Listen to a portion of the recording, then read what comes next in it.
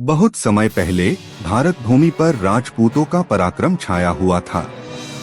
यह कहानी है दो राजाओं की, राजा पृथ्वीराज चौहान और राजा जयचंद।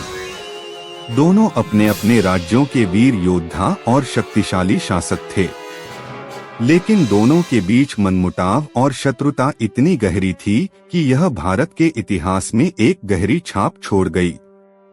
जयचंद कन्नौज के गहरवाल वंश के राजा थे और पृथ्वीराज चौहान दिल्ली और अजमेर के।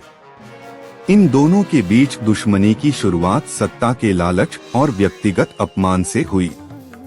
कहानी के अनुसार जयचंद की पुत्री संयोगिता अपार सुंदर और बुद्धिमान थी। जयचंद ने उसकी शादी के लिए एक भव्य स्वयंवर का आयोजन किया, लेकिन इस स्वयंवर में उन्होंने पृथ्वीराज को आमंत्रित नहीं किया। अपमान करने के लिए जयचंद ने पृथ्वीराज की मिट्टी की मूर्ति द्वार पर एक द्वारपाल के रूप में खड़ी कर दी, परंतु किस्मत को कुछ और ही मंजूर था। संयोगिता पहले ही पृथ्वीराज से प्रेम करती थी। स्वयंवर के दिन पृथ्वीराज ने अपनी वीरता दिखाते हुए जयचंद के महल में प्रवेश किया और संयोगिता को अपने घोड़े पर बिठाकर भगा ले गए। यह घटना जयचंद के लिए एक गहरी चोट बन गई और तब से ही उसने पृथ्वीराज से बदला लेने की ठान ली। उसी समय उत्तर पश्चिम से विदेशी आक्रमणकारी मोहम्मद गौरी भारत पर हमला करने की योजना बना रहा था। पृथ्वीराज ने पहले युद्ध में गौरी को हराया था, लेकिन गौरी हार मानने वालों में से नहीं था। वह फिर से भारत पर चढ़ाई करने की तैयारी कर रहा था। यहीं पर जयचंद ने गौरी से हाथ मिला लिया।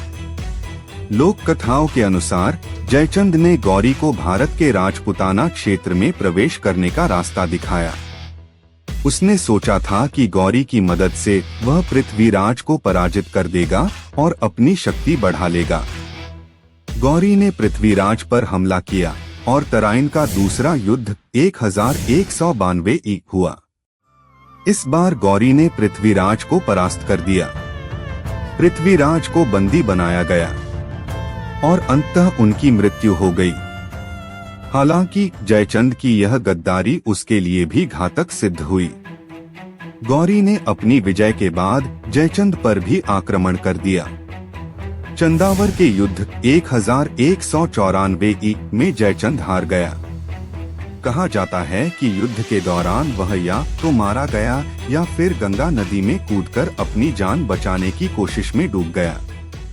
राजा जयचंद का नाम इतिहास में एक ऐसे व्यक्ति के रूप में दर्ज है जिसने अपने व्यक्तिगत स्वार्थ के लिए अपने देश और धर्म से विश्वासघात किया।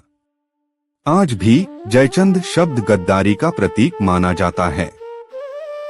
यह कहानी हमें यह सिखाती है कि जब भी कोई देश या समाज आंतरिक कलह और ईर्ष्या में बंट जाता है तो बाहरी दुश्मन इसका फायदा उठाते हैं।